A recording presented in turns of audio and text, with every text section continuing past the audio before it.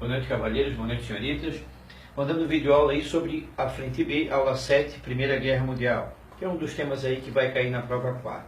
Então, mandando esse vídeo aula para dar uma forcinha. Primeiro, vamos dividir em partes para ficar mais fácil a compreensão. Antecedentes. O que está rolando antes da Primeira Guerra Mundial? Final do século XIX e do século XX.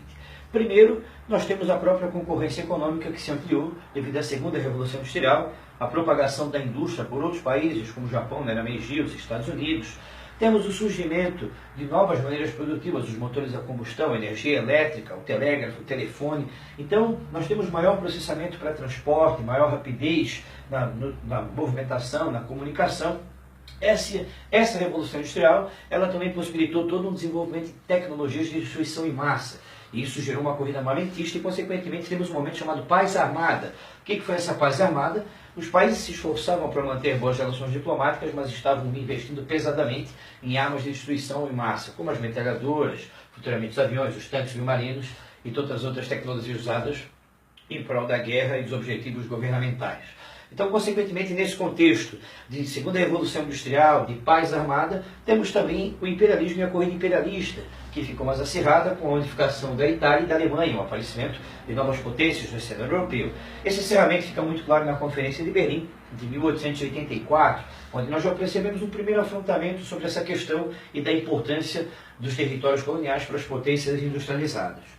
Nesse contexto, temos também todo um processo de interesses nacionalistas, como, por exemplo, o nacionalismo sérvio na Península Balcânica, que pretendia criar a Sérvia e que era alicerçado pela doutrina do pan-eslavismo russo, que visava englobar os povos eslavos sob o controle da Rússia e que visava também a expansão da Rússia pela região balcânica. Nesse contexto também temos interesses expansionistas do Império Austro-Húngaro, que se processavam sobre os Balcãs, o interesse da Alemanha, muito claramente percebido no pan-germanismo e a busca pela posição de supremacia econômica, política e militar que a Alemanha buscava no continente europeu, representada nesse momento pela concepção do Reich, né, do segundo Reich.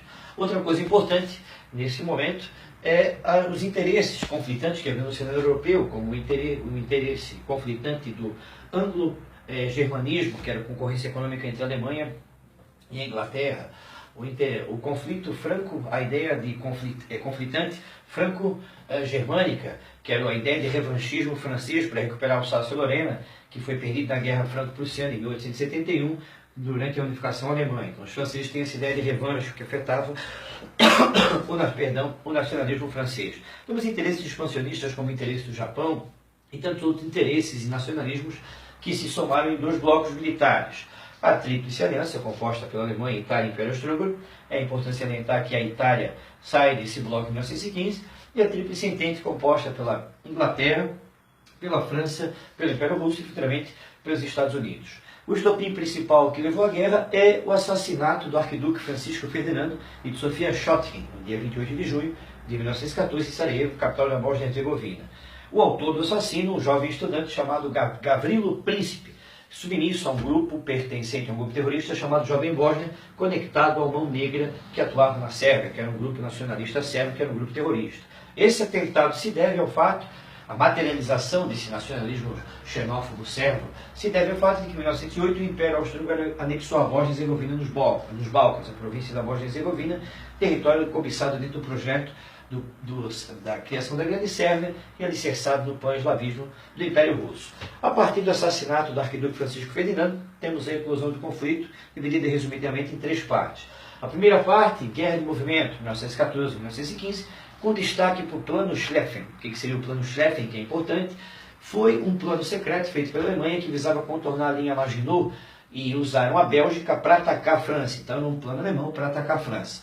A partir da Batalha do Marne, a guerra se estagnou. Na frente oriental, a Alemanha impunha grandes derrotas ao Império Russo, que não estava preparado para essa guerra moderna como a Primeira Guerra Mundial, que para historiadores como Eric Hobsbawm é a primeira guerra que inicia o século XX. Bom, nesse momento, na frente ocidental, temos o início da Guerra de Trincheiras, que são aqueles buracos onde os soldados, grandes valetas, tínhamos hospitais, tínhamos dormitórios, tínhamos refeitórios, e ali os soldados viviam e morriam e compartilhavam os sentimentos e sensações dos horrores da guerra, bem como as saudades de seus amores e de suas terras como pátrias, né, a terra-mãe, bem como família, esposa e tantas outras coisas que nos tornam humanos, digamos assim.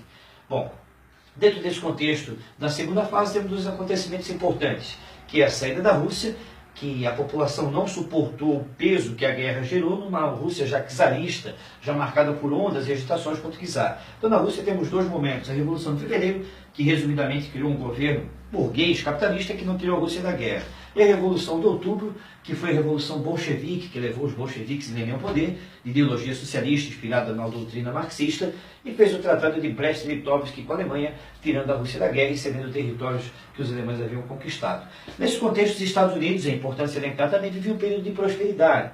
Primeiro porque eles estavam tomando economicamente territórios antes dominados pelo capitalismo de impérios, como o Império Britânico. Um exemplo é a entrada e fortalecimento da exploração do capitalismo estadunidense no Brasil, substituindo o capitalismo britânico ao longo aí da Primeira Guerra Mundial. Eles também estavam lucrando muito, financiando os países da Tríplice Entente, com empréstimos revertidos em juros, com exportação de produtos industriais, agrícolas, remédios e, consequentemente, de armamentos. Nesse contexto, os alemães haviam usado a guerra submarina para romper o bloqueio naval britânico e já começaram a usar como arma de guerra para vencer o Império Britânico, essa supremacia marítima britânica. Nesse contexto, navios mercantes que se dirigiam aos Estados Unidos para os portos da Inglaterra acabaram torpedeados, o que levou a opinião pública a apoiar a entrada dos Estados Unidos na guerra, comandado naquele momento pelo presidente Woodrow Wilson.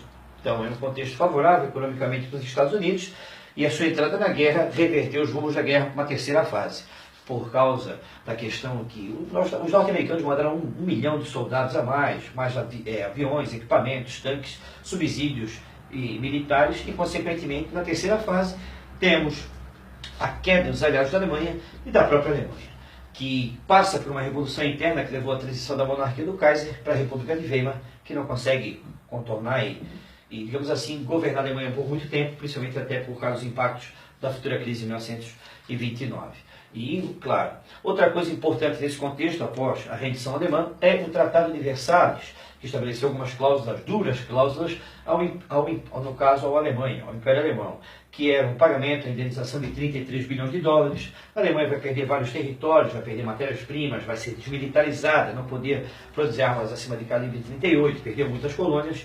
Para muitos, o Tratado de Versalhes ele é um dos alicerces do futuro regime nazista, que soube explorar a forma como esse tratado feriu o nacionalismo dos alemães.